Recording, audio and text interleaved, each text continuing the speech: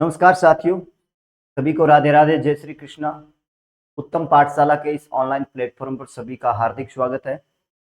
अपने पढ़ रहे थे स्टैटिक्स सांख्यिकी, जिसमें अपने बात कर ली सांख्यिकी किसे कहते हैं, आंकड़े कितने प्रकार के होते हैं और इनकी महत्वपूर्ण कुछ शब्दावलियां थी, उनके बारे में अपने पढ़ चुके हैं। जैसे आपका वर्ग अंतराल है या प्राश है, मिलान चिन्ह है, ये सारी बातें अपने कर चुके हैं। आज जो अपने पढ़ेंगे सांख्यिकी के दूसरे क्लास के अंदर, तो इस श्रेणियां या आंकड़े प्रदर्शन के आधार पर कितने प्रकार के होते हैं। श्रेणियां या आंकड़े हैं, डाटा है, वो प्रदर्शन के आधार पर कितने प्रकार के होते हैं। श्रेणियां बोल,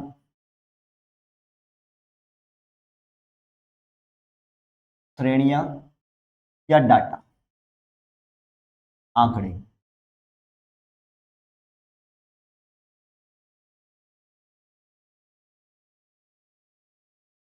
डाटा प्रदर्शन के आधार पर कितने प्रकार के होते हैं। प्रदर्शन के आधार पर इनको दर्शाते हैं, वो दो आधार से दर्शाते हैं। एक तो अवर्गीकृत आंकड़े, दूसरा वर्गीकृत आंकड़े। ये दो प्रकार के होते हैं प्रदर्शन के आधार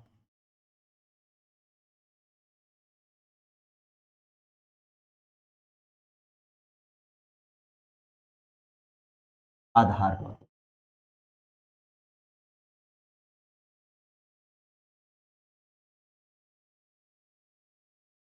दो प्रकार के होते हैं अवर्गीकृत आंकड़े।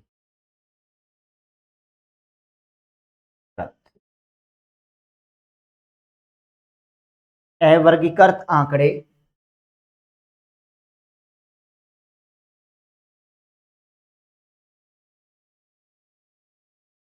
और दूसरा आपका हो जाएगा वर्गीकृत आंकड़े।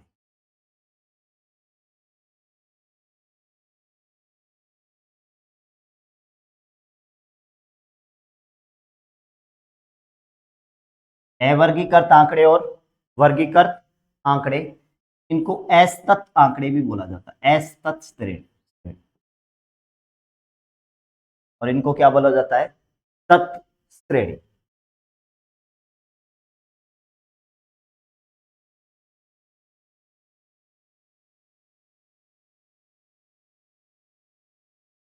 असतत श्रेणी।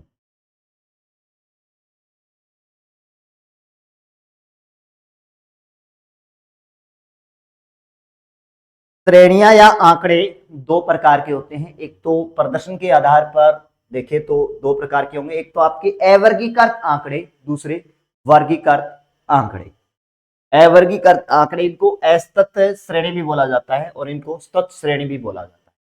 एक वर्गीकृत भी आंकड़े दो प्रकार के होते हैं, एक तो व्यक्तिगत और दूसरे खंडित। एक तो हो जाएगा आपका व्यक्तिगत आंकड़े या श्रेणी, व्यक्तिगत। दूसरा खंडित श्रेणी, खंडित श्रेणी। और इनको बोला जाता है अखंडित श्रेणी, अखंडित श्रेणी। तो अपने देखें कि खंडित श्रेणी, अखंडित श्रेणी, व्यक्तिगत श्रेणी, ये क्या चीजें होती है। प्रदर्शन के आधार पर देखें तो दो प्रकार के होते हैं, एक तो तत्श्रेणी और एक असतत श्रेणी। असतत श्रेणी और सत श्रेणी यानी अवर्गीकृत आंकड़े और वर्गीकृत आंकड़े, ये दो प्रकार के होते हैं। एक तो व्यक्तिगत श्रेणी है, दूसरा आपकी खंडित श्रेणी है और ये अखंडित श्रेणी। अब इनका एग्जाम्पल देखूं, जैसे मैं तीन एग्जाम्पल से देखें, 3, 4, 7, 2, 8, 5, 4, 3, 1। खंडित श्रेणी, इनका एग्जाम्पल खंडित श्रेणी जैसे आपका एक तो एक्स, यहाँ पे बारंबारता एफ,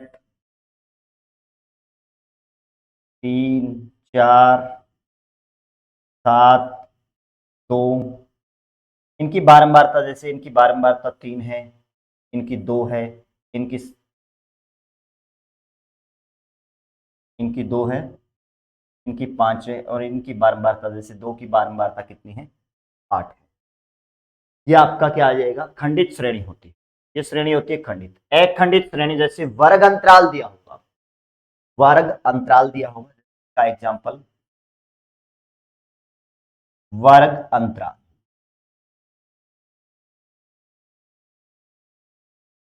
एक आपको बारंबारता एफ दी हो,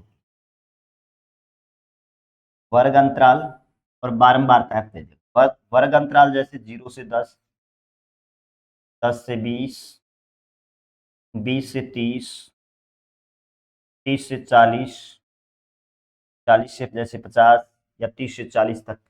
ठीक है।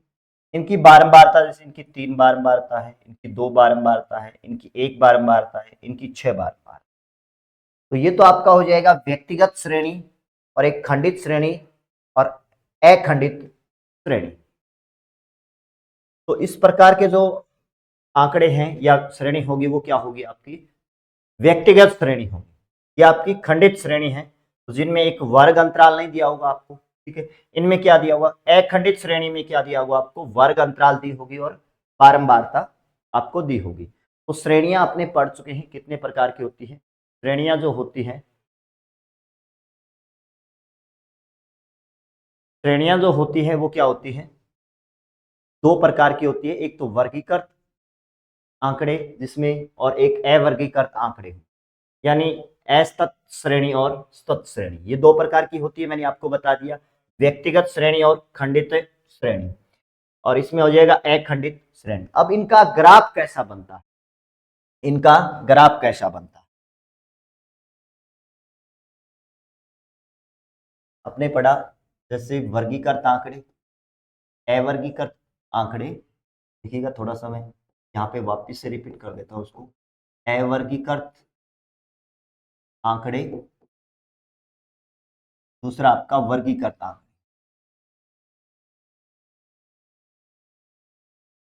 आंकड़े ये दो प्रकार के होते हैं। तो व्यक्तिगत आंकड़े,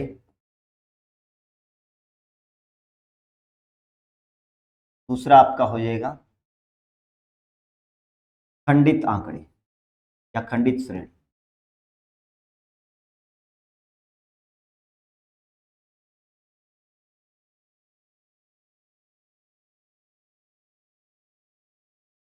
ये अखंडित श्रेणी।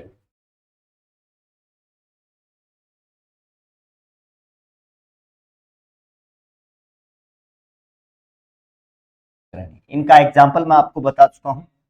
जैसे व्यक्तिगत श्रेणी का एग्जाम्पल ऐसा होता है, खंडित श्रेणी का ऐसा होगा, और अखंडित श्रेणी का, इनमें वर्ग अंतराल दिया होगा। इनमें सीधा जैसे आपको आंकड़े दे देगा, और इनमें आपको एफ और एक्स जैसे आपको दिया गया है। तो ये जो है वो खंडित श्रेणी है, ये अखंड, और ये क्या है आपकी अखंडित श्रेणी है। अब इनका ग्राफ कैसा बनता है, व्यक्तिगत आंकड़ों का ग्राफ कैसा बनता है, और खंडित श्रेणी का कैसे बनता है, और अखंडित श्रेणी का कैसे बनता है। व्यक्तिगत श्रेणी बोल दें या आंकड़े बोल दें की बात। अवर्गीकृत आंकड़े होते हैं असतत, असतत श्रेणी। तो ये क्या होती है, सतत श्रेणी। इनके बारे में मैं आपको बता,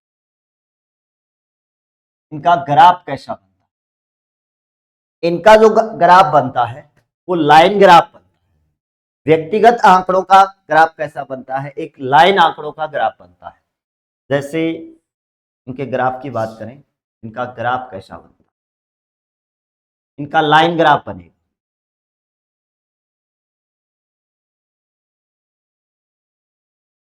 ये हो गया, ये हो गया,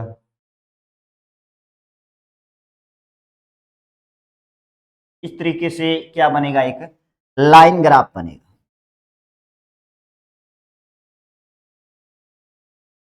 इनका एक लाइन ग्राफ बनता है या रेखा आरेख बनता है, लाइन ग्राफ या रेखा आरेख बनता है। और इनका कैसा बनता है, खंडित श्रेणी का जो ग्राफ बनता है वो बार ग्राफ बनता है, दंड आरेख बनेगा।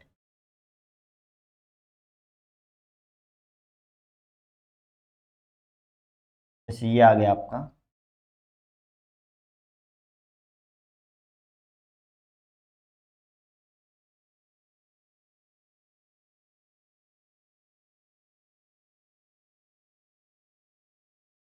इनका बनेगा बार ग्राफ।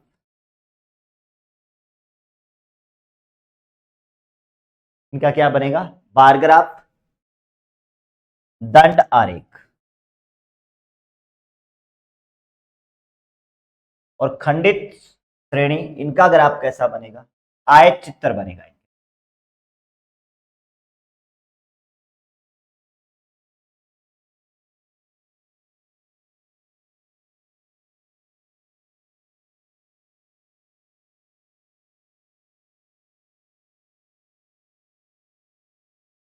इनका क्या बनेगा, एक ग्राफ बनेगा, वो आयत चित्र बनेगा, आयत चित्र।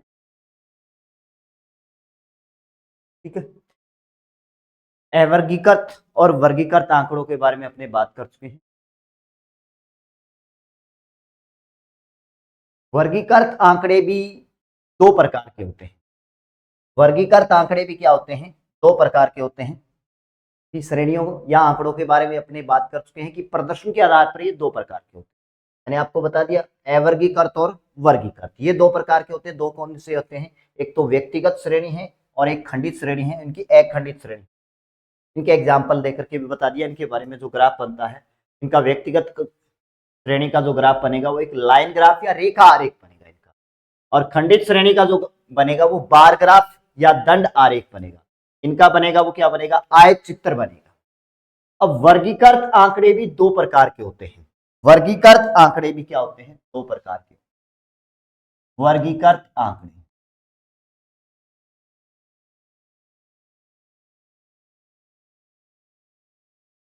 वर्गीकृत आंकड़े या सतत श्रेणी, सतत श्रेणी या अखंडित श्रेणी।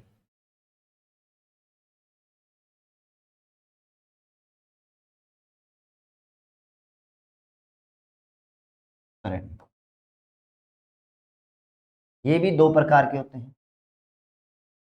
एक तो आपका अपवर्जी हो जाएगा, दूसरा समावेशी। अपवर्जी श्रेणी,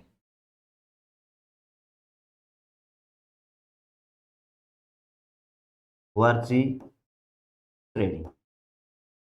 दूसरा होगा समावेशी श्रेणी, समावेशी श्रेणी।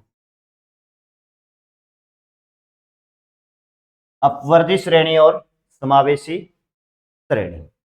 अपवर्जी श्रेणी कैसी होती है, एग्जांपल से देखिए। अपवर्जी जो श्रेणी होती है वो जैसे 0 से 10, 10 से 20, 20 से 30, 30 से 40, 40 से 50, 50 से 60, 60 से 70। ये क्या है, अपवर्जी श्रेणी है। समावेशी श्रेणी होती है वो जैसे आपका आ गया, समावेशी श्रेणी में 0 से 9, 10 से 19 और 20 से 29, 30 से 39 और 40 से 49। ये क्या है, समावेशी श्रेणी है। और ध्यान रखना, समावेशी श्रेणी के इसमें कोई भी सवाल हल नहीं किया जा सकता समावेशी श्रेणी का। समावेशी श्रेणी का अगर आता है तो पहले इसको क्या बनाना पड़ेगा, अपवर्दी श्रेणी में कन्वर्ट करना पड़ेगा।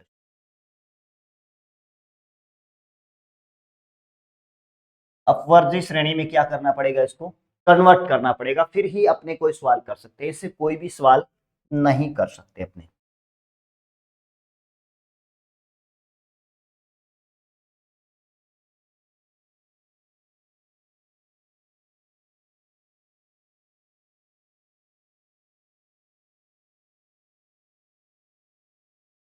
नहीं कर सकते।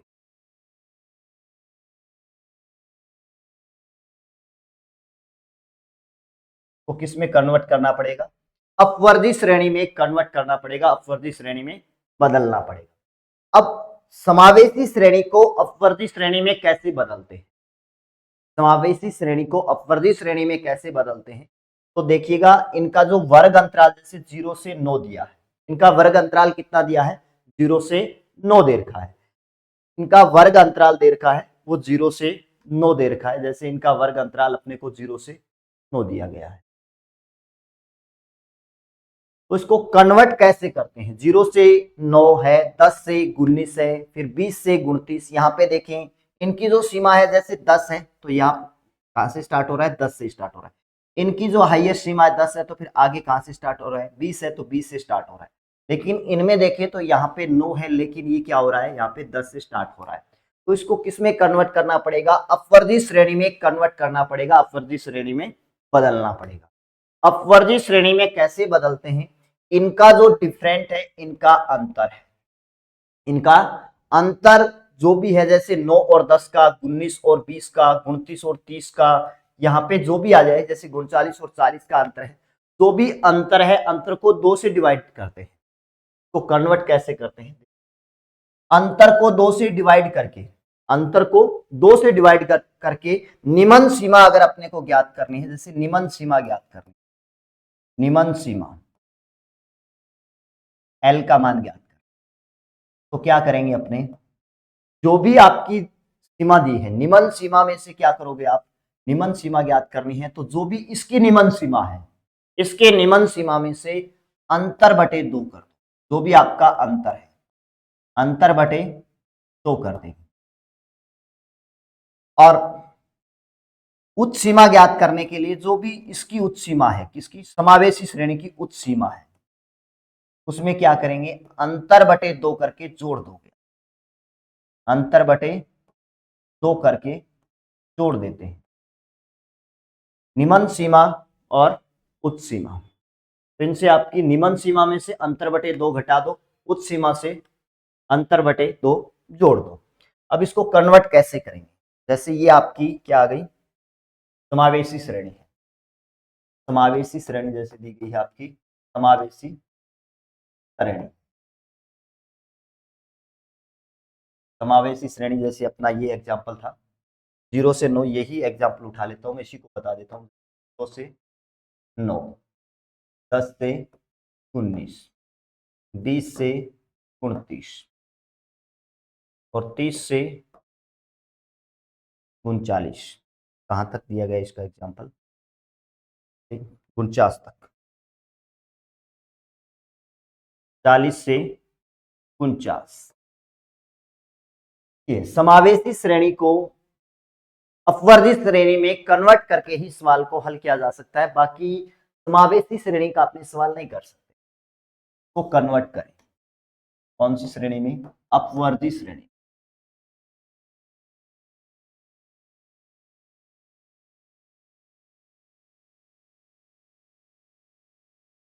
अपवर्दी श्रेणी में कैसे कन्वर्ट करते हैं? आपको करना है कि निम्न सीमा में से जो भी इनका अंतर है, निम्न सीमा में से जो भी आपका अंतर है उसको आधा करके घटा दो, और उच्च सीमा में से अंतर आधा करके जोड़ दो। तो इनका अंतर कितने का है? इनका अंतर देखिए 1 का अंतर है। 9 और 10 का अंतर कितने का है? 1 का है। और 1 का आधा कितना होता है? 0.5। 0.5 इससे घटाओगे तो ये आपका आ जाएगा -0.5। ठीक है। अब इन 9 में आप जोड़ोगे तो कितना आ जाएगा? 9.5। यानी इसमें तो अपने जोड़ते हैं और निम्न सीमा में से घटाते हैं, तो इनका जो अंतर तो यही आ रहा है। इनका अंतर कितने का है? 1 का है। 1/2 करोगे तो 0.5। 0.5 अगर आपको निम्न सीमा चाहिए तो जो भी यहाँ पे इसकी निम्न सीमा है इसमें से घटा दो और उच्च सीमा में जोड़ दो। ऐसे ही निम्न सीमा कितनी है इसकी? 10। 10 में से अपने 0.5 घटाएंगे तो 9.5 बन जाएगा। ये इनमें जोड़ोगे तो कितना बन जाएगा? 19.5 बन जाएगा। और ऐसे इसमें से करेंगे तो 19.5 से ये बन जाएगा 29.5। ठीक है। वैसे ही जोड़ते घटाते हैं तो इसमें से घटाओगे तो ये बन जाएगा आपका 29.5 से 39.5 बन जाएगा। और ऐसे इनको करेंगे तो 39.5 से कितना बन जाएगा, 49.5 बन जाएगा। अब अपने सवाल को इसको अपवर्ती श्रेणी में बदल करके सवाल को सरल कर सकते हैं। इसमें अगर आपसे कोई प्रास है या फिर जो भी पूछा है वो चीज अपने निकाल सकते हैं। जो भी आपको चीज पूछी गई है वो अपने आराम से निकाल सकते हैं। पहले इसको किस में कन्वर्ट करना पड़ेगा, पहले इसको समावेशी श्रेणी को अपवर्ती श्रेणी में कन्वर्ट करना पड़ेगा। समावेशी श्रेणी को किस में कन्वर्ट करना पड़ेगा, अपवर्ती श्रेणी में कन्वर्ट करना पड़ेगा। उसके बाद में इसमें चेंज करने के बाद में जो भी आपसे पूछा है वो चीज अपने निकाल सकते हैं। जैसे मैं एग्जांपल लूं, जैसे मैं एग्जांपल ले लूं 0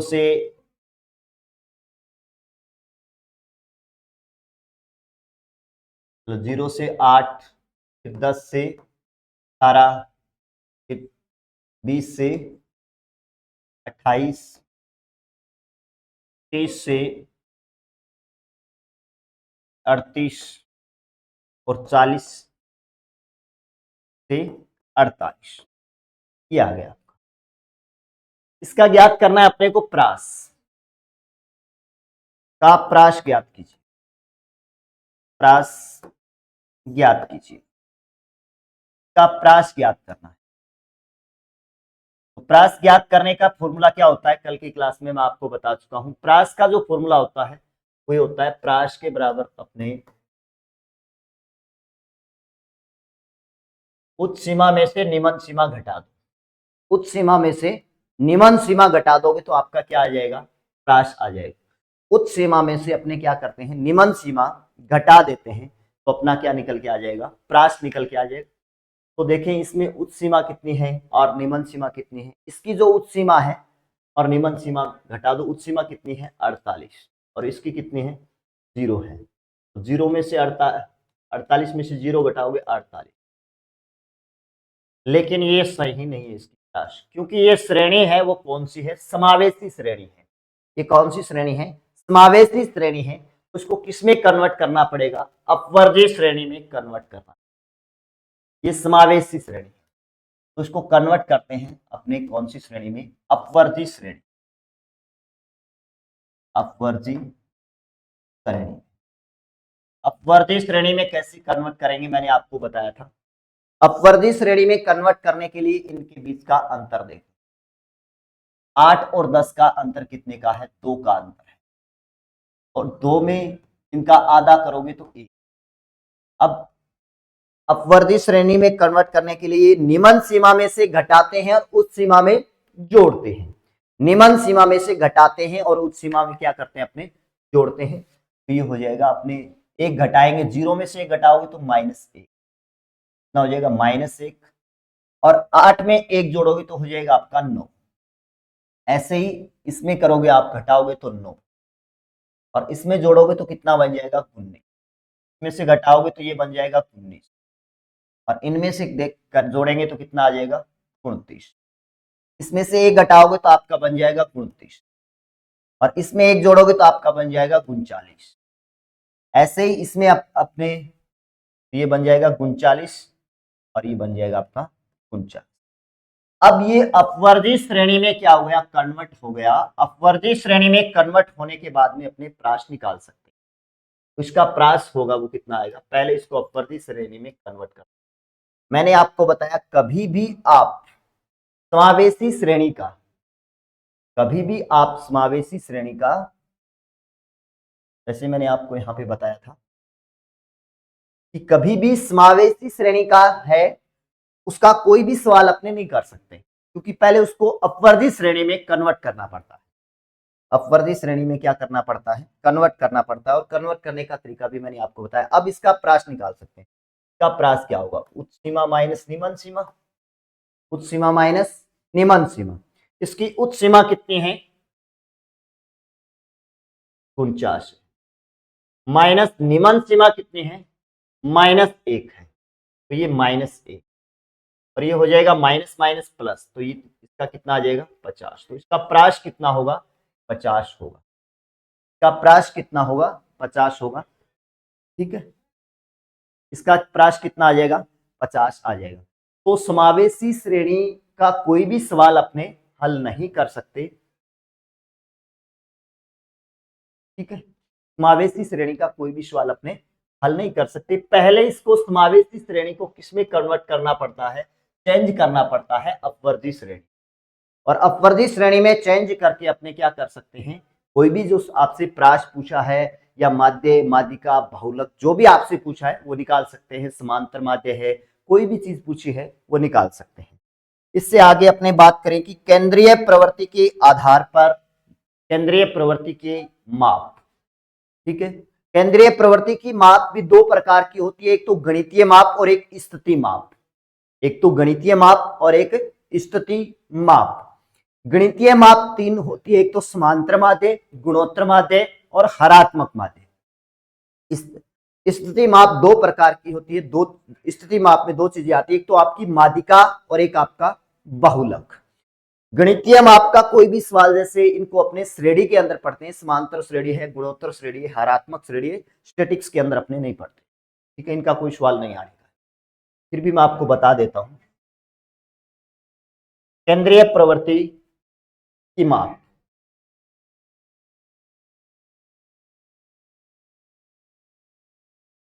केंद्रीय प्रवृत्ति की माप, केंद्रीय प्रवृत्ति की माप। केंद्रीय प्रवृत्ति की माप दो प्रकार की होती है, एक तो गणितीय श्रेणी और दूसरा स्थिति माप। गणितीय माप, एक तो इसको गणित के आधार पर मापते हैं, एक तो आ जाएगा आपका गणितीय माप, और दूसरा स्थिति माप।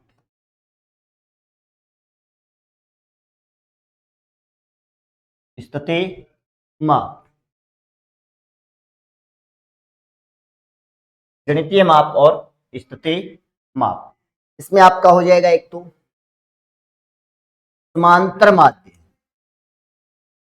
समांतर माध्य,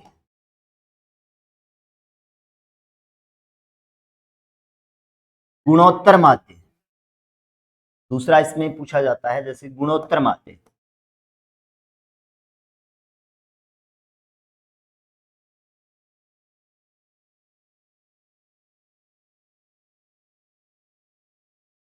गुणोत्तर माध्य।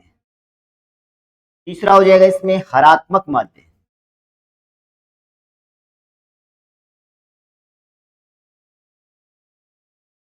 हरात्मक माध्य। समांतर माध्य एम, जीएम और एच। समांतर माध्य कैसे ज्ञात करते हैं, एम कैसे ज्ञात करते हैं, ए प्लस बी। जैसे आपको दो दिया होगा, ए और बी का मान दिया होगा, बट इनमें क्या निकलेगा, ए और बी का अंडूट निकलेगा। इसमें क्या होगा, ए प्लस ए गुणा बी और बटे ए प्लस बी। हरात्मक माध्य, सॉरी यहाँ पे दो आए, दो ए बी बटे ए प्लस बी निकालते हैं। ये पढ़ते हैं अपने श्रेणियों के अंदर, अपने को यहाँ पे नहीं पढ़ना है, स्टैटिक्स के अंदर ये चीज नहीं पढ़ते। स्थिति माप दो होती है, एक तो आपकी माध्यिका, माध्यिका मोड, माध्यिका मिडन,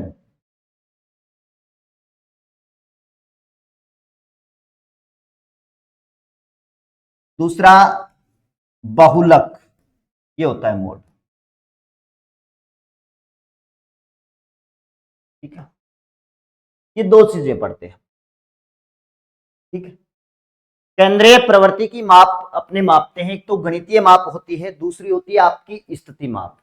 एक तो आपकी होती है गणितीय माप और दूसरी होती है आपकी स्थिति माप।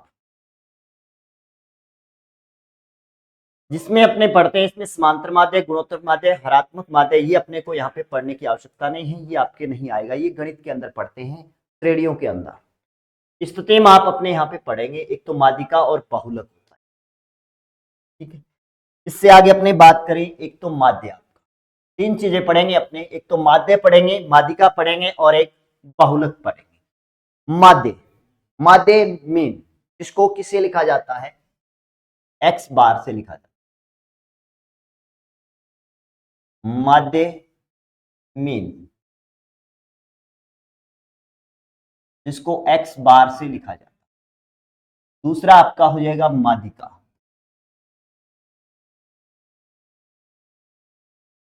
माध्यिका मिडन एम से लिखा जाता है, इसको एम से लिखा जाता है। और एक पढ़ेंगे अपने बहुलक, बहुलक मॉड, इसको जड से लिखा जाता है, जिसको किससे लिखा जाता है? जड से लिखा जाता है। इनके मध्य संबंध क्या होता है? इनके मध्य संबंध देखें तो संबंध होता है बहुलक बराबर 3 गुना माध्यिका माइनस 2 गुना माध्य होता है, बहुलक के बराबर। इनके मध्य जो संबंध होता है, यहां से क्वेश्चन पक्का पूछा जाता है, यहां से क्वेश्चन पक्का पूछा जाता है। इनका फॉर्मूला जैसे चेंज करके दे देगा, माध्य, माध्यिका, बहुलक। आरपीएससी का ये फेवरेट है, ठीक है, ये फेवरेट फॉर्मूला है। यहाँ से पक्का स्टैटिक्स के अंदर फर्स्ट पीरियड के फर्स्ट पेपर में 2-3 बार पूछा भी गया। इसको तोड़ के दे देगा, मरोड़ जैसे आगे पीछे करके दे देगा, ठीक है।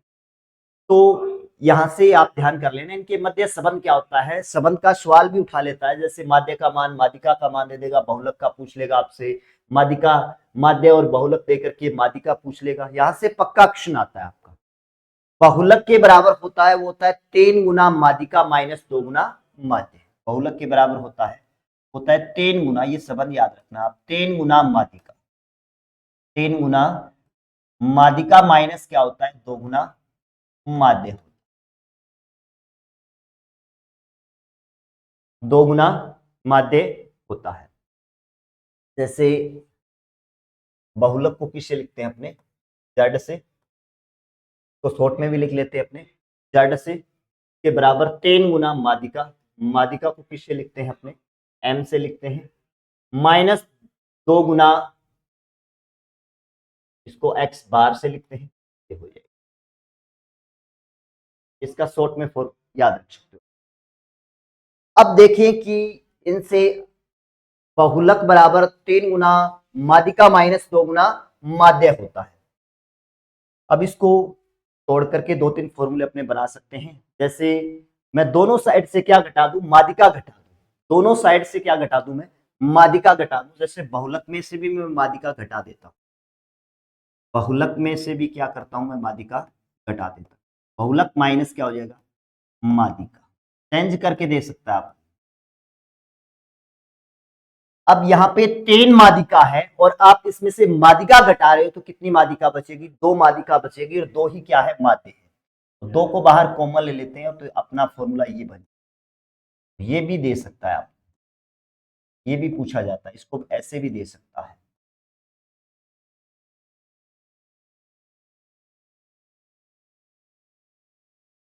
अब मैं दोनों साइड से क्या करता हूं?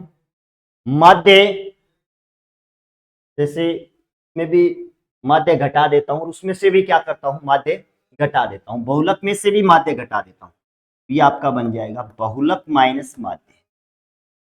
बहुलक माइनस क्या बन जाएगा आपका? माध्य बन जाएगा, बराबर 3 गुना माध्यिका, और आप इसमें से घटाओगे तो माइनस का तो है पहले से 2 गुना, माइनस का 2 गुना माध्य, एक माइनस और करोगे आप तो कितना बन जाएगा? 3, 3 को बाहर कॉमन ले लो, ये बन जाएगा आपका माध्यिका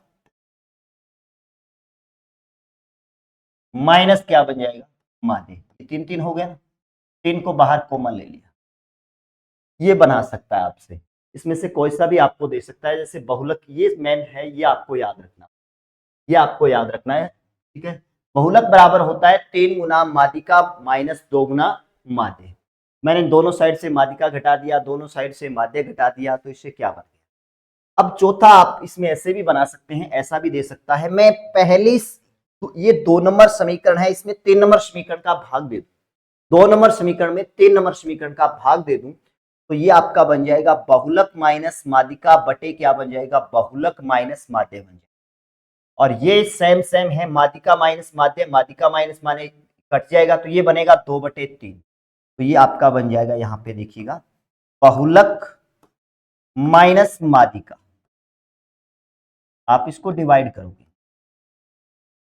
अगर आप इसको डिवाइड करते हैं, इनमें इसका भाग दोगे, तो ये इसमें अगर इसका भाग देते हो तो ये तो सेम सेम है, कट जाएगा, ये तो सेम सेम है आपका, कट जाएगा, ये तो आपका सेम सेम है, कट जाएगा, और ये 2/3 बचेगा, और ये इसके बटा में है तो क्या चला जाएगा, गुणा में चला जाएगा। तो बहुलक माइनस माध्यिका बटे बहुलक माइनस माध्य बराबर 2/3 है, इसको गुणा में लेके जाओगे तो ये बन गया आपका, यहां पे ये फॉर्मूला बन जाएगा 2/3, और ये इधर चला जाएगा तो ये बन जाएगा बहुलक माइनस माध्य, बहुलक माइनस क्या बन जाएगा, माध्य बन जाएगा, बहुलक माइनस माध्य बन जाएगा। इस सभी को आप शॉर्ट फॉर्म में भी लिख सकते हो, जिस तरीके से मैंने इसको लिखा, ठीक है। इनके प्रतीक मैंने आपको बता दिए, आप प्रतीक आपको पता होना चाहिए, और इनको आप शॉर्ट फॉर्म में भी लिख सकते हो, सभी शॉर्ट फॉर्म में लिख लेना है, तो इनकी शॉर्ट फॉर्म आप लिख लेना। तो माध्य, माध्यिका और बहुलक, इन सभी में जो संबंध होता है मैंने आपको बता दिया, ठीक। अब अपने देखे माध्य, माध्यिका और बहुलक में एक संबंध और भी होता है, इनको एक सममित है या श्रेणी असममित है। यदि आपकी श्रेणी सममित है या असममित है, सममित श्रेणी कौन सी क्या होती है और असममित श्रेणी क्या होती है। सममित श्रेणी में सभी मान क्या होंगे, बराबर होंगे, जैसे 2 2, 3 3, 4 4, 5 5 या 7 7। असममित श्रेणी में क्या होंगे, दो प्रकार की होती है, एक तो आपका धनात्मक मान है या ऋणात्मक मान है। धनात्मक मान है या ऋणात्मक मान है, धनात्मक मान है तो क्या संबंध होगा इसमें बहुलक माध्य और माध्यिका में, अगर ऋणात्मक मान है तो इनमें क्या संबंध होगा, यहां से भी प्रश्न पूछ लेता है, तो देखिएगा। अब इनमें देखें अपने, एक तो आपका माध्य, माध्यिका और बहुलक में संबंध,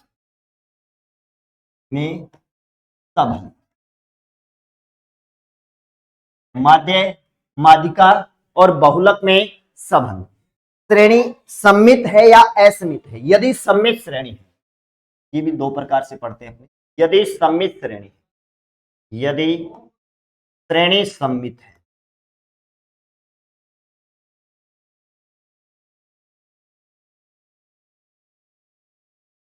सममित है, यदि श्रेणी क्या है आपकी असममित है, यदि श्रेणी असममित,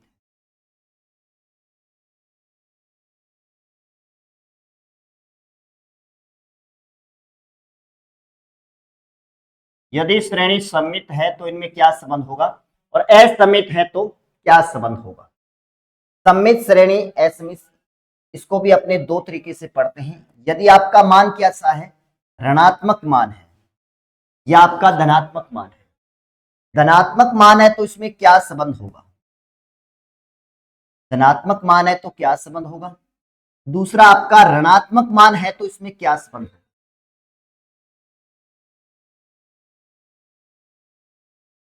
अब सबसे पहले तो ये देखिए कि सममित श्रेणी कौन सी होती है और असममित श्रेणी कौन सी होती है। सममित श्रेणी में मैंने आपको बता दिया इनके मान क्या होते हैं, बराबर होते हैं, जैसे 2 2 2 है या 3 3 3, 4 4 4, 5 5 5, 7 7 7, सारे मान बराबर हैं, तो ये तीनों ही, इनमें क्या संबंध हो जाएगा, माध्य, माध्यिका और बहुलक का क्या संबंध हो जाएगा। माध्य, माध्यिका और बहुलक का जो संबंध होगा, माध्य, माध्यिका और बहुलक तीनों ही क्या होंगे, बराबर होंगे, याद रखना, तीनों ही, तीनों के मान बराबर है तो बराबर होंगे। यदि आपका मान धनात्मक है, यदि आपका मान क्या है, सॉरी, इनका मान, श्रेणी का मान क्या है, धनात्मक है, धनात्मक मान है, माध्य, माध्यिका और बहुलक में क्या संबंध होता है, इसमें माध्य क्या होता है, सबसे बड़ा होता है, और उससे छोटा कौन होता है, माध्यिका होती है, और सबसे छोटा कौन होता है, बहुलक होता है। ध्यान रखना, यदि धनात्मक मान है तो, यदि ऋणात्मक मान है तो इसका उल्टा होगा, माध्य क्या होगा, सबसे छोटा होगा, और उससे बड़ी होगी मादिका, और उससे बड़ा सबसे बड़ी क्या होगा, बहुलक होगा। सबसे बड़ा क्या होगा, बहुलक होगा।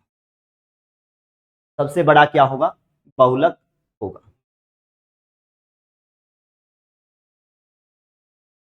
सबसे बड़ा बहुलक हो जाएगा। ठीक है, अब इनको पढ़ते हैं। जैसे व्यक्तिगत श्रेणी दी गई है या आपकी सतत या असतत श्रेणी दी गई है, तो इनके को अपने माध्य ज्ञात करना, मादिका ज्ञात करना, बहुलक ज्ञात करना, वो पढ़ेंगे अपने नेक्स्ट क्लास में। तब तक के लिए सभी साथियों को जय हिंद, जय भारत।